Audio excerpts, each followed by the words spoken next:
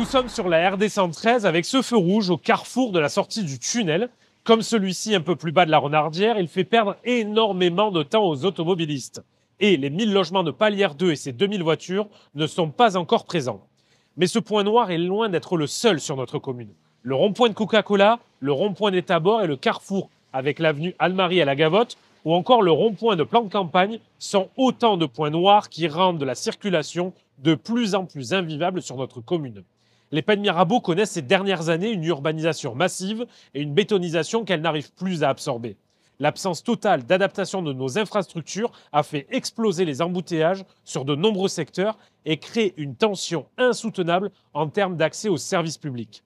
Places en crèche, écoles, infrastructures sportives ou culturelles, pour ne citer qu'elles. Un sondage réalisé sur la circulation et la mobilité en 2023 fait ressortir que plus de 80% des Pénois jugent la circulation difficile et dangereuse lors des déplacements à vélo ou à pied. L'absence de trottoirs ou leur impraticabilité sur certaines zones pourtant stratégiques, comme les alentours du collège Jacques Monod, la montée du château, les Bourroumettes, la Gavotte et bien d'autres, rend les déplacements à pied compliqués et périlleux. Concernant les transports en commun, l'offre s'est dégradée ces dernières années.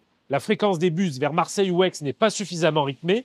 Nous pouvons aussi citer la suppression du bus 270 à la rentrée 2023, qui, malgré une pétition signée par plusieurs centaines de personnes, n'a pas trouvé d'écho auprès des élus actuels. Dès 2026, notre commune mérite des élus impliqués et tenaces. Prenons l'exemple de Septem, où face à la suppression d'une ligne de bus, le maire s'est mobilisé avec succès avec les habitants pour réclamer son rétablissement. Le covoiturage s'est développé ces dernières années dans des communes voisines comme Bouc-Bélair, qui disposent dorénavant d'un parking relais proche de la desserte en transport en commun reliant Aix à Marseille. En matière d'aménagement cyclable, les seuls projets sortis de terre sur la commune sont à l'initiative du conseil départemental ou de la métropole. Le projet École et IDTech de la Gavotte, qui devait être accompagné d'une piste cyclable, a vu cette dernière disparaître de la réalisation finale. Pire, la municipalité envisage des travaux et rénovations de voiries sans y intégrer d'aménagement cyclable ou piéton, se mettant ainsi hors la loi. Les infrastructures de Cabriès-Calas, pour ne prendre que cet exemple, prouvent que cela est possible. La commune est par ailleurs actuellement physiquement coupée en deux avec le rond-point dit de Coca-Cola et les piétons et cyclistes doivent carrément traverser un échangeur routier. Autant dire que 99,9% des gens qui doivent faire ce trajet le feront en voiture plutôt qu'au péril de leur vie.